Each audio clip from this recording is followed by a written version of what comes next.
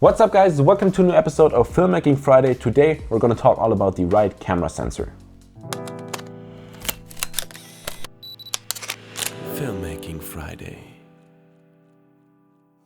Welcome back. Today we're going to dive into the world of camera sensors and how to choose the right one. First up, let's talk about APS-C sensors, also known as crop sensors. These are typically smaller than full-frame sensors and have a so-called crop factor of about 1.5 to 1.6, which means they narrow the field of view compared to full frame, meaning a 50mm lens on a full frame sensor becomes a 75mm on a crop sensor, and a 35mm will be the equivalent of a 50mm lens. APS-C sensors are often found in entry-level and mid-range cameras because they offer a balance of quality and cost. They're lighter and more affordable, making them great for hobbyists and those on a budget. However, since APS-C sensors are smaller than full-frame sensors, they don't perform as well in low-light situations and have less shallow depth of field capabilities. You'll find APS-C sensors in cameras like the Canon Rebel series and Sony Alpha APS-C line. They're suitable for travel, street photography and general purpose shooting. If you're looking for an affordable, lightweight camera that still delivers a good quality image, an APS-C sensor is a solid choice. It's perfect for those just starting out and for photographers and videographers who need a portable setup. Next, let's move to full-frame sensors. These are the same size as traditional 35mm film frame,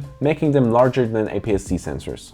Full-frame sensors excel in low-light conditions thanks to their larger size, which allows for bigger individual pixels that capture more light. They also offer a shallower depth of field, which is great for creating that creamy background blur. On the downside, that of course also means that full-frame cameras tend to be heavier and more expensive. Plus, the lenses designed for full-frame cameras can also be bigger and way pricier. If you want the best possible image quality and workflow and have the budget to afford it, a full-frame sensor might be the right choice. It's a great investment for serious photographers and videographers who need high quality results. Now let's look at Micro Four Thirds sensors, which are smaller than both the full-frame and APS-C sensors. Micro Four Thirds cameras are known for their compact size and lightweight build, making them perfect for travel photography and vlogging. The smaller sensor allows for even smaller lenses, keeping your gear portable. However, because the sensor is smaller, Micro Four Thirds cameras don't perform as well in low light conditions and also have a worse dynamic range compared to larger sensors. Micro Four Thirds sensors are often used in mirrorless cameras like the Panasonic GH series. These cameras are popular among content creators who need a portable setup without compromising too much on that image quality. If portability and versatility are your top priorities, Micro Four Thirds is an excellent choice. They're great for travel photographers, vloggers and hybrid shooters who want a balance between video and stills. Now let's step it up a notch with medium format sensors being even bigger than full frame sensors. Medium format sensors deliver exceptional detail and resolution, making them ideal for high-end fashion,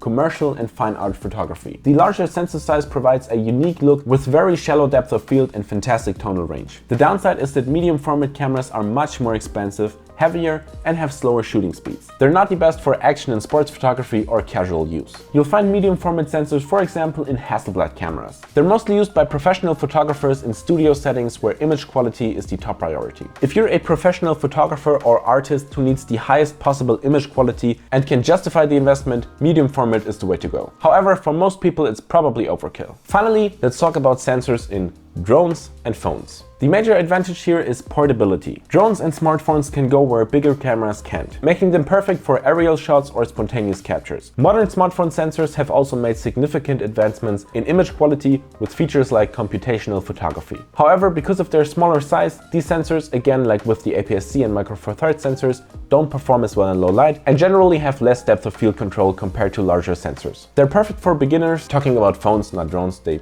just usually both have smaller sensors, social media enthusiasts and those who need a camera on the go. Now that we've talked all about these most used sensor types, let's quickly go over how to choose the right one for you. If you're on a tight budget and need a lightweight kit, APS-C and Micro Four Thirds cameras offer great value without breaking the bank. If you want to go straight into professional work, then a full frame or even medium format sensor might be more suitable. And by the way, I'm totally not saying that APS-C sensors can't produce professional high quality work. In fact, many professional camcorders use APS-C sensors. I'm just giving a basic rule of thumb. Now that's it for today's episode. I hope you found it informative and useful. As always, if you have any questions, feel free to leave them down below in the comments. Next week, we're going to talk all about how to compose a shot, so be sure to come back for that.